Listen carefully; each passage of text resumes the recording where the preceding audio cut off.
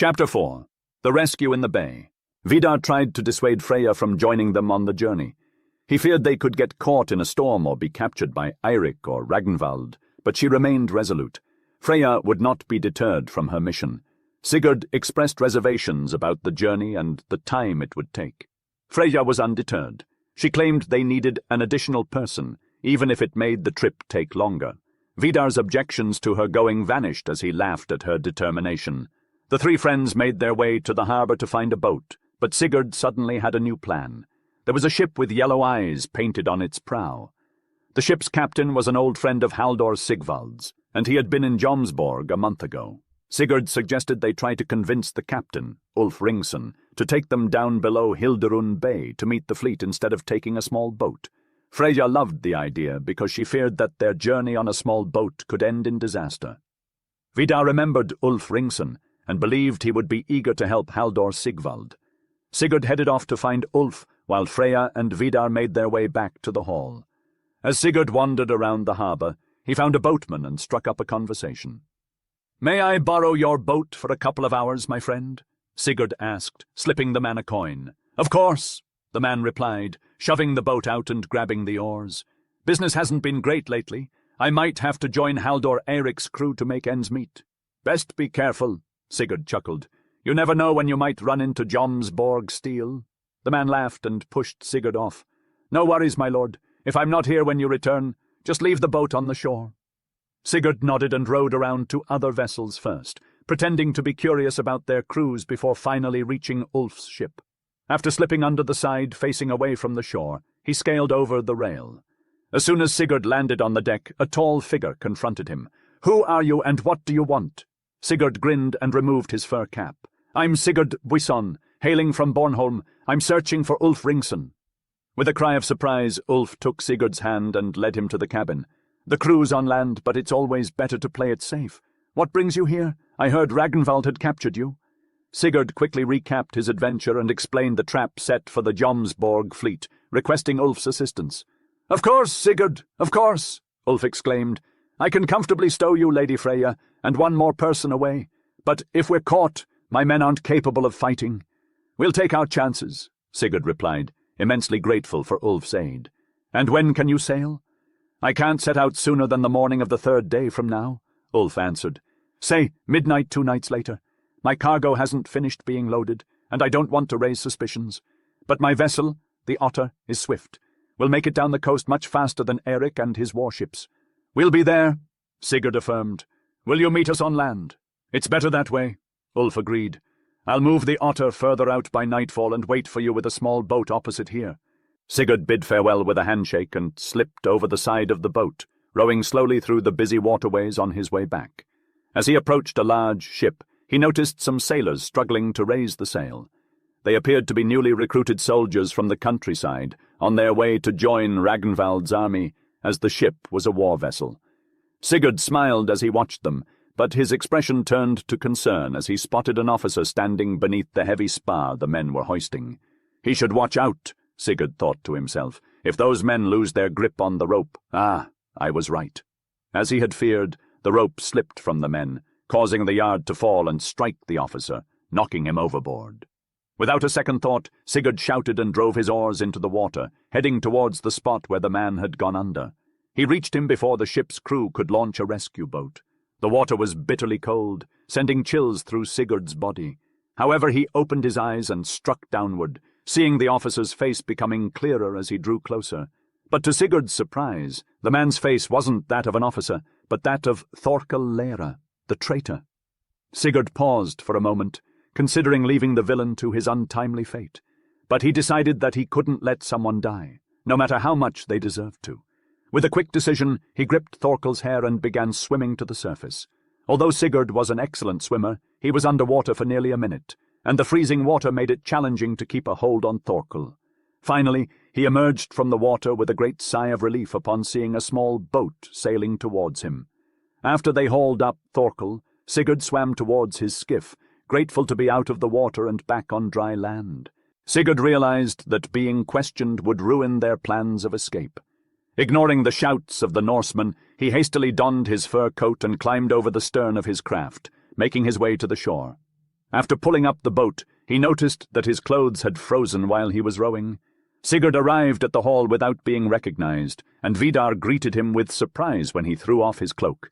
"What on earth?" Vidar began before Sigurd cut him off with a laugh.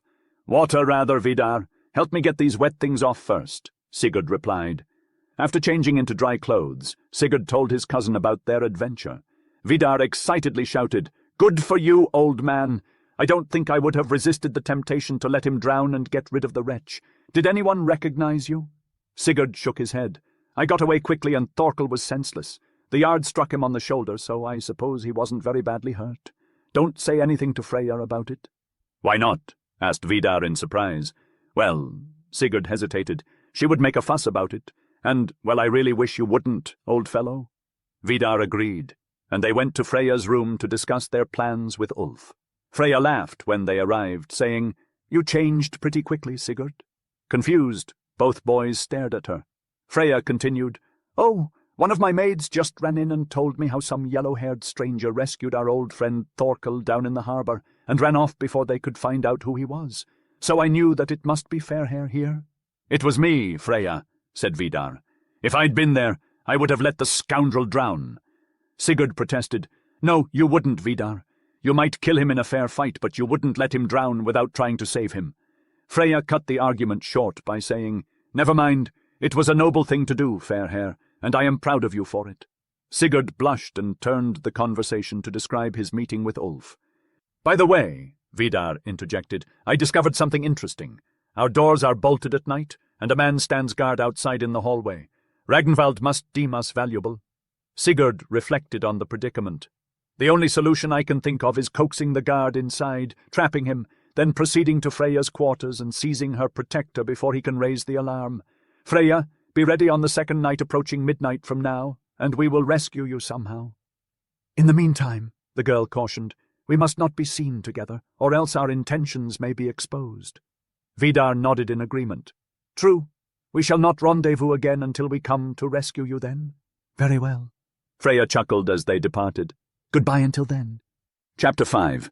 The Escape from Hlidskjalf. That night, under the cover of darkness, the two boys quietly observed the changing of the guards. The hour of their escape was now clear, and they patiently waited for their chance to flee. The following days crawled by with agonizing slowness. The boys kept to themselves, blending in with the crowd, unnoticed. The newfound freedom they longed for was so close, yet so far. As they wandered around town, they stumbled upon the ominous and intimidating temple of Thor. Sigurd couldn't help but shiver in disgust at the barbaric rituals that must have taken place there. He turned to his cousin and wondered aloud when the people of Norway would finally convert to Christianity. He fantasized about one day ridding the land of such heathen temples and replacing them with structures to honor the Christian God. Vidar was skeptical about the likelihood of such a conquest. Norway had fierce and proud leaders, not unlike Halldor Ragnvald, who would vehemently resist any would-be conquerors. He thought it was far-fetched that they would ever become the victors, no matter how noble their intentions. On the second night, Harold came to lock them in their room. As he did, he bitterly lamented the loss of his opportunity to join the Jarls. "If it weren't for you two, I could have been with the Jarls by now. It will not be long until your Jomsborgers are finished," he said. Vidar was alarmed by Harold's prediction, not realizing that Eric had not yet arrived. However, Harold quickly dispelled any hope by informing them that Eric's 60 ships had passed the Firth the day before, and would soon join his father at Moor. However, Sigurd was not one to give up. He recalled Ulf's assurance that the Otter was swift enough to overtake Eric's ships. Additionally, their own fleet may not have advanced this far north yet. So he ended the conversation with a hopeful mantra, "Never give up!" "It's true," Vidar agreed. "The men will likely want to land and plunder, but perhaps there's still hope." They stood watch until midnight, relieved when the guard retired. Vidar nudged Sigurd, and the latter let out a long, mournful groan. At the third groan, the man outside stirred and undid the bolts. "What's wrong? Are you sick?" he asked. Sigurd groaned again and muttered unintelligibly, while Vidar threw his cloak over the man's head. Sigurd then sprang at the bound man, who struggled furiously until the cloak stifled him. The boys quickly darted off down the hall. Silently they made their way to the women's quarters without encountering anyone. The man outside Freya's door was half asleep. so they secured him with little trouble. As the door opened, Freyja emerged, donning a dark cloak over her kirtle. "Good," she whispered upon noticing the bound man. "I'm all ready." They made it to the street undetected, running full speed down the hill to the harbour without seeing another soul. Otter's boat waited for them at the water's edge with Ulf, wrapped in a cloak, ready to take them to the ship. As they rowed out to the ship, Vidar recounted their escape to Ulf. Once they reached the Otter, Ulf leaped onto the deck and quietly commanded, "All ready, men! Slip the cable and out oars!" The oars, already muffled, were run out, and the men guided the ship through the shipping by the faint light of the stars. A while later, they reached the open firth, and they hoisted the huge square sail. They were finally on their way home.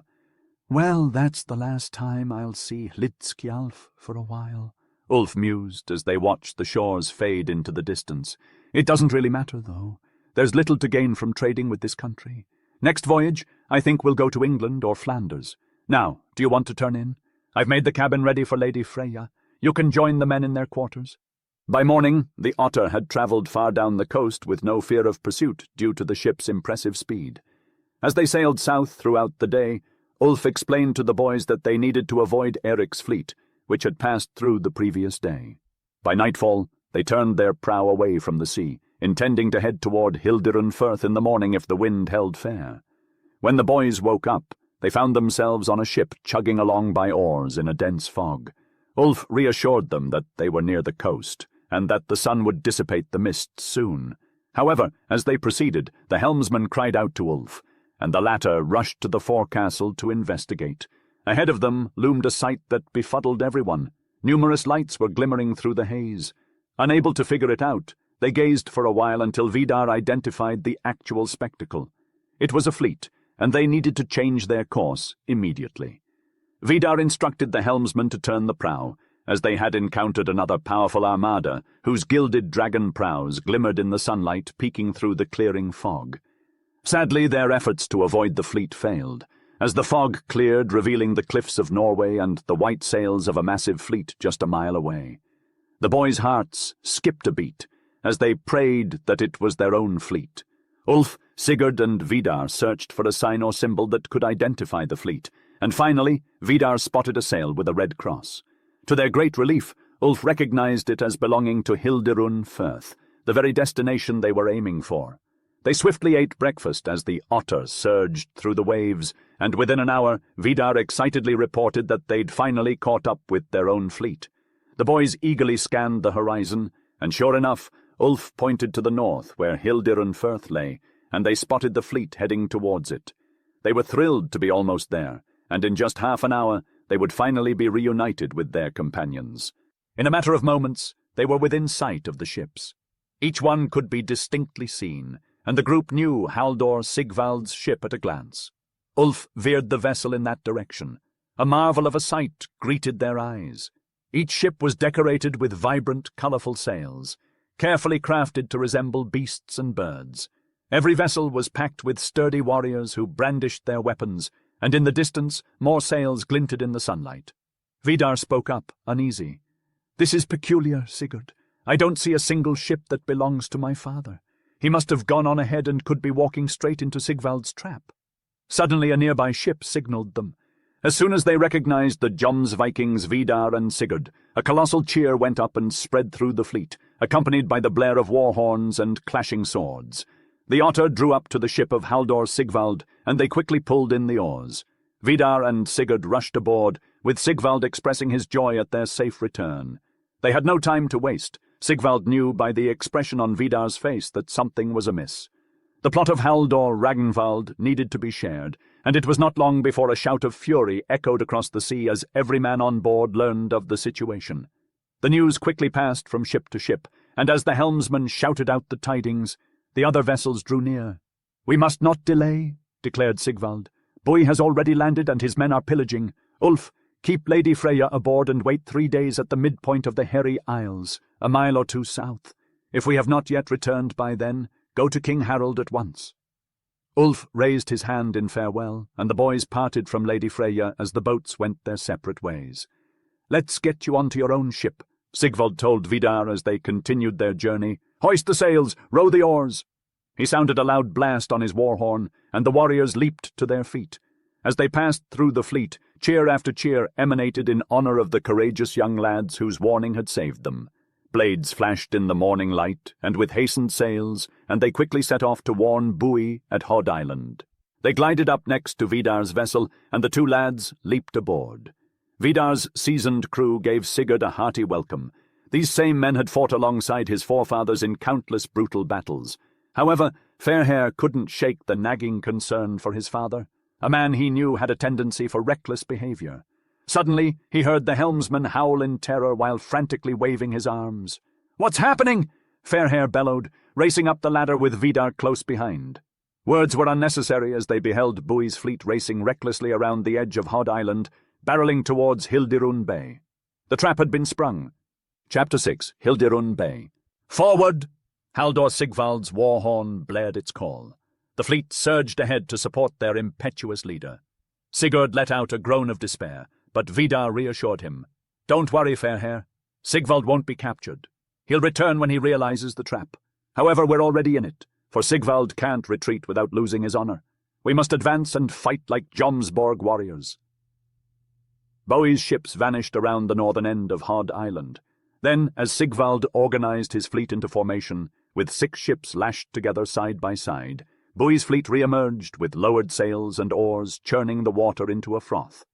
Buoy's ship was the first to reach Sigvald's fleet. As he stood on the forecastle and shouted his discovery, Sigvald halted him and instructed him to position his ships behind the fleet to form their battle line. Buoy rowed past Vidar's ship, and at that moment Sigurd leaped onto the rail, crying out. There was no time to stop, so Buoy's father simply waved as he sped by, exclaiming in excitement, "Skål, Sigurd! Use your finest weapons today." That was the last conversation Sigurd ever had with his father, Buoy of Bornholm. As the fleet moved forward gradually, one by one, Buoy's ships began to lag behind, falling in line behind Sigvald's fleet. The Jomsborg warriors could still have fled, but they refused to do so, as it would defy their laws. The day was now cloudy, and as they rounded the headland into the bay, the wind abruptly shifted direction and blew dead against them. And there, closing in on them, lay the Norse fleet. Radiating out like a mighty crescent, the sparkling oars and steel of Ragnvald's fleet moved forward as Sigvald split his formation into thirds. Due to his father's position and his own prestige, Vidar Akesson commanded a third of the ships.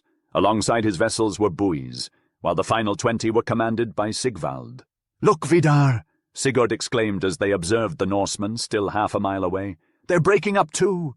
"Yes," Vidar replied bitterly, "but there must be almost 200 ships over there, filled with warriors. That implies that they'll outnumber each of our groups of 20 out of 60 or 70. Vidar quickly distributed the shirts of steel rings and opened chests of swords and axes for his men. Fully armed, he and Sigurd stood on the high forecastle awaiting the attack. It didn't take long for Haldor Ragnvald's banners to be raised with a horn of war and a rain of arrows and stones to fall upon the Jomsborg ships. Sigvald's banner was also run up, and his men fought back, but the Norsemen had the upper hand with a favorable gale blowing in their direction.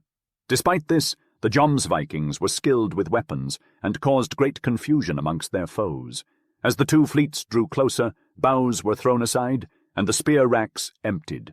Sigurd and Vidar stood on the forecastle with their chosen men, ferociously wielding their weapons. Suddenly, with a thundering crash, the fleets collided. "Concentrate on the ship against us," shouted Sigurd, while a hail of spears was thrown at the large Norse ship grinding into Vidar's. The Norsemen attempted to board, but a hail of weapons pushed them back, and Sigurd cried out, "Hurrah! We will win yet!" Vidar ordered the crew to cast a grapnel at the enemy ship, and with Sigurd and his men, leaped onto the boat. The Norsemen were surprised and withdrew, but a dozen fresh ships appeared on the horizon, and the Vikings knew they had to retreat, calling out, "Back for your lives! Back to our ship!" Surrounded by Norse ships, Sigurd and Vidar could not see the battle on either hand. Nevertheless, they heard a wild shout from Buoy's ships, and once again the Norse line shrank backward. As Sigurd turned around, he saw Haldor Ragnvald's ship just behind their own. "Look, Vidar! Order the men to turn their spears on Ragnvald." Vidar obeyed the order, and a tempest of spears and arrows rained down on their ship. Standing tall on the forecastle, he was almost hidden by the onslaught of weapons. But as the storm of death subsided, he emerged, smiling. His armor lay in tatters and he shrugged it off with ease. A fresh wave of enemies crashed onto Vidar's division, but the higher sides of their ships shielded them from certain death. Although men on both sides were falling fast, the Vikings were not suffering as much as the enemy. The two sides were yet to engage in hand-to-hand combat. But even in the midst of the crowded Norse ships, not a single Jomsborg spear missed its intended target. The Vikings' trained skills had the upper hand against the unskilled levies of Ragnvald. Suddenly, Sigurd laughed hysterically and stumbled. "What is so funny, fair hair?" Vidar shouted, trying to keep his cool amidst the chaos. "Nothing," replied Sigurd. "Just an arrow in my arm, nothing more. Nothing to worry about." And he continued fighting, drawing the arrow through the wound and snapping off the barb. But soon after, another arrow flew past his head and buried itself in the ship's rail. A third arrow followed, grazing his helmet. Sigurd realized he was being targeted. Looking across the fleet, he spotted the face of Thorkel Leira on one of the ships below, preparing to take another shot. Using his shield, he intercepted the next arrow and flung a spear in retaliation. The weapon struck Thorkel's shield with tremendous force, piercing it and causing Thorkel to stagger. But before Sigurd could follow up, a fresh attack drew his attention away. When he looked back for Thorkel, the ship had retreated. Suddenly a bolt of lightning tore through the darkening sky, accompanied by a rising wind. And seemingly out of nowhere, Halldor Ragnvald's ship burst into flames, with Halldor himself standing tall in the stern, brandishing a hammer like that of Thor. A roar of terror erupted from the Jomsvikings as they mistook the figure for that of the war god himself. The lightning was followed by a shower of hailstones as large as eggs that exploded on impact, pelting the Jomsborg men mercilessly. The Norse host was invigorated as they shouted, "Thor with us, the gods fight for us!" Their war horns pealed even louder as they pressed forward, certain that Thor and Odin were on their side. However, Vidar's cry of anger and dismay echoed through the chaos. "Sigurd, look yonder!" To their astonishment, Halldor Sigvald cut the lashings of his ships and fled, leaving the Jomsborg men in terror. Their morale was shattered because they believed that Ragnvald was right and that the gods were truly fighting for their enemy. As Sigvald's ship cut through the press, Vidar took a spear from the deck in a fit of rage. With a curse, he hurled it at Halldor but missed, striking the helmsman at his side. The fleeing ship disappeared from sight in a flash, and soon after ship followed Sigvald in his flight. Despite being left hopeless, Bui remained true to his vows, fighting on steadfastly as his Norse attackers retreated for breathing space. As Bui's ships pursued, they made a fatal error by cutting their lashings, just as fresh Norse ships drove down on them. Breaking their solid front, they were soon surrounded, and boarders began to pour in. Watching helplessly, Sigurd saw Bui's men slowly clear the deck before his father was surrounded by the Norsemen. He fought on steadily, locked in single combat with a gigantic Norseman, wielding an axe. Suddenly, Bui slipped, and the axe whirled above him, striking his helmet and wounding him terribly. However, Bui recovered quickly, cutting down his foe before leaping to the rail. "Overboard, all Bui's men!" His voice rang out loud and clear. Just then, the fight closed in on Vidar once more, and Sigurd caught a glimpse of his father in the midst of a battle with a giant Norseman. Although he fought valiantly, Bui eventually fell beneath the waves, dying as a Viking should. The Jomsborg fleet was in pieces, each ship fighting fiercely until the very end. Each vessel was boarded and emptied of its men, and finally, Vidar's ship was the last one left. As the Norse enemies poured over the sides, the Vikings finally unsheathed their swords and axes, with the young boys in front. Again and again the wave of foes surged across the bulwarks, but the Jomsborg warriors held their ground and pushed back against them.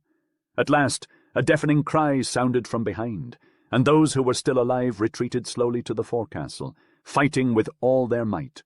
Then a strikingly handsome man of great stature, leading his soldiers, appeared on the prow and made his way towards Vidar. The two men met in a violent clash of swords, and the tall man, clearly a respected leader, fell beneath Vidar's strikes. But he was not finished yet, springing to his feet even as his men swiftly surrounded Vidar. Sigurd let out a fierce yell and rushed to his friend's side, but it was too late. The savage crowd surged towards him, but recoiled before the Jomsborg warriors' axes.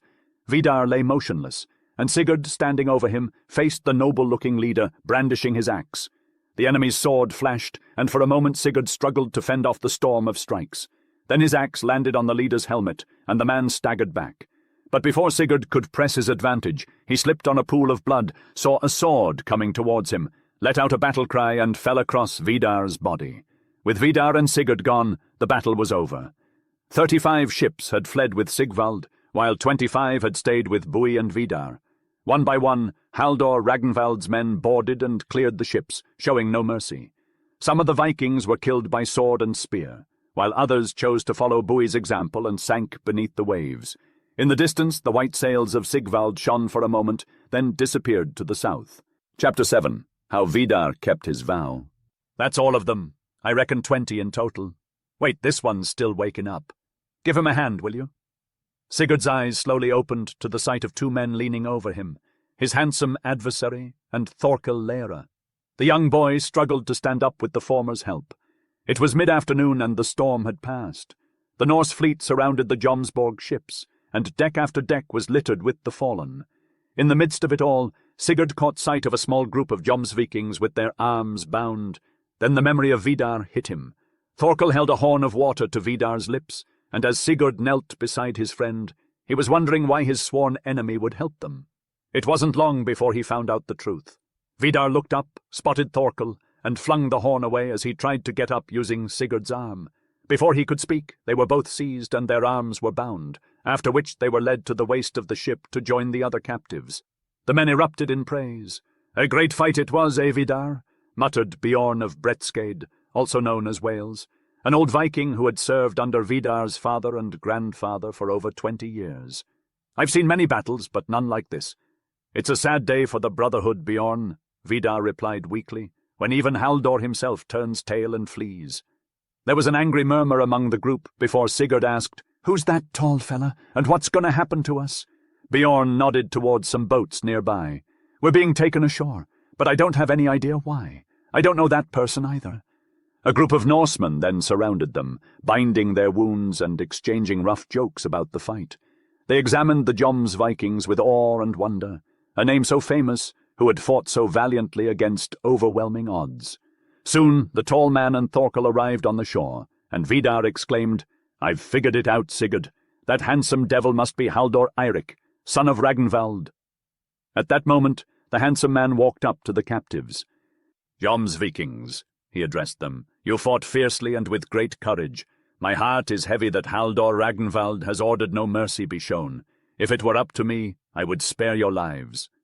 Vidar, with a brave smile, responded, "It is the luck of war. If we had won, I doubt Sigvald would have spared Ragnvald. But Christians have more merciful ways than those who follow Thor and Odin." The other Norseman blushed, turning to Thorkel. "I do not wish to kill these helpless men," he protested. Thorkel, with his cruel smile, retorted, "It is my great pleasure to put an end to Vidar Akesson." Vidar cried out, his voice ringing with challenge. "You were too scared to face me in battle, Thorkel. Will you release my bonds and fight me now with sword or axe?" The Norsemen around them murmured their agreement, but Thorkel shook his head as he toyed with his weapon. As Thorkel went to speak with the handsome chief, old Bjorn leaned into Sigurd, whispering excitedly, "Now is your chance, fair hair. Take it." Sigurd nodded as Thorkel returned. "Start with the leaders, Thorkel," he goaded with a racing heart, praying Bjorn's plan would work. Thorkel stepped forward and stood in front of Sigurd. "Since you want to die so badly, let it be." "Wait!" Sigurd yelled as Thorkel lifted his axe overhead. "Someone must hold my hair so it isn't defiled." One Norseman stepped up in admiration of Sigurd's bravery and gathered his long, fair hair in his hands. Thorkel's axe swung, but as it descended, Sigurd jerked his body with such force that the axe plunged into the earth, and Thorkel tumbled forward. The Vikings all roared in laughter as the chief stepped in to hold Thorkel back. "What is your name, brave boy?" the handsome man asked. "I am Sigurd, son of Bui," replied Sigurd, looking into the chief's eyes with admiration. "The Joms Vikings are not all dead yet." "You are indeed a son of Bui," the chief exclaimed. "Will you take life and peace from me?" Sigurd replied with challenge, "If you have the power to give it." The man stood tall and announced, "He offers who has the power to give, Haldor Eirik Håkonsson."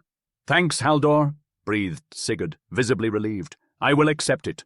Old Bjorn's whisper had proven correct. Thorkel scowled and angrily grasped his axe. "Though you spare all these men, Eirik, Vidar shall not escape me," he bellowed. With a swift motion, the axe spun towards Vidar. But just in time, Bjorn threw himself against Thorkel's legs. The man stumbled, and the axe fell at Vidar's feet. Without hesitation, Vidar seized it and fulfilled his vow. An uproarious cheer filled the air. Norsemen loved nothing more than courage in battle. They gathered around Vidar, gazing in admiration while Haldor Eirik smiled and said, "Will you also take life, Vidar?" "That I will," replied Vidar, "if you will also spare my men." "Free them from the ropes," commanded Haldor, and it was done. As the sun began to set, the Norsemen hastily assembled a camp near the shore, with Haldor Ragnvald encamping across the bay. The men sat around their fires and spoke softly, as Sigurd and Vidar were called to Haldor Eirik's fire. Eirik greeted them warmly, saying, "Sit down and eat, friends, for I have much to consider. My father commanded that no Viking should be spared, but I cannot fathom why I spared you too. Perhaps it was because you were merely boys, full of courage. Where do you intend to go now?" Vidar glanced at Sigurd, who nodded in approval. He then recounted the tale of Ulf and Freyja, who awaited their return just a few miles away. After Vidar finished speaking, Haldor sat in thought for a moment. "I believe my best course of action is this," he said. "If I send you both off together, my father will send a ship after you to end your lives. I will not let my promise be broken. I will travel by land to the mountains, to my own earldom. Vidar, come with me, I can protect you. Sigurd will rejoin Ulf with the 18 remaining Vikings. Within a month at most, I will send you home, Vidar." "An excellent plan," exclaimed Vidar. "Don't you agree, Fairhair?" Sigurd nodded, knowing he would miss his cousin. Still, there was no other option, and thus it was decided. The morning after bidding farewell to Vidar, the Jomsborg men and Sigurd launched 3 small boats. Eirik had armed them well, and gave them many presents. Vidar stood on the shore, waving farewell as they pushed off. "I'll see you at Jomsborg next month," called Sigurd. "Farewell!" With a fair wind, the 3 boats quickly sailed down the bay, rounded the end of Hod Island, and arrived at the Hairy Islands in just an hour. Sailing between the largest and smallest islands, they reached the bay where the Otter was anchored. A shout of greeting was heard as they approached. Ulf Ringsson jumped onto the rail and asked, "Who won the battle?" Sigurd pointed to his wounded men and replied, "These are all that are left of the Vikings." A cry of horror followed as Ulf staggered back. "Impossible! Where is your father Bui, Haldor Sigvald, Vidar Akison, Aslak Holmskala? They cannot be dead. Some are even worse off," said Sigurd, climbing the rail wearily. "Vidar is safe. My father is dead along with Aslak. Sigvald and his men have fled home again." While Freyja greeted Sigurd and his wounded and weary men came aboard, Ulf remained stunned with amazement. "Fled, fled," he muttered. "The Haldor himself, false to his vows." He could not believe it, for it was the most sacred law of Jomsborg that no Viking should turn his back on a foe. Sigurd told of the fight, while the excited sailors questioned his men. As he finished, Freyja sprang forward. "You're wounded, Sigurd. See, your arm is all red and your head is bloody." "Yes, bind it up," laughed Sigurd bitterly, "for the Jomsborg rules are shattered with the Brotherhood forever." Then he reeled and would have fallen save for the strong hand of Ulf. They carried him to the cabin, and while the men set sail, Ulf, who was skilled as a leech, extracted the broken arrowhead and bound up the wound. The other wound on his head was not dangerous, and Sigurd soon fell into a deep sleep, not waking until the afternoon. The rocking of the ship told him that they were out at sea, so he hurried to the deck. To his surprise, the land was out of sight, and a heavy gale was blowing. "So you're awake!" cried Freyja. "How do you feel?" Sigurd let out a hearty laugh, relishing the idea of another battle. But his joy quickly dissipated when he remembered his father. He felt a pang of sadness, but Freyja seemed to sense his turmoil and wisely turned the conversation towards other matters.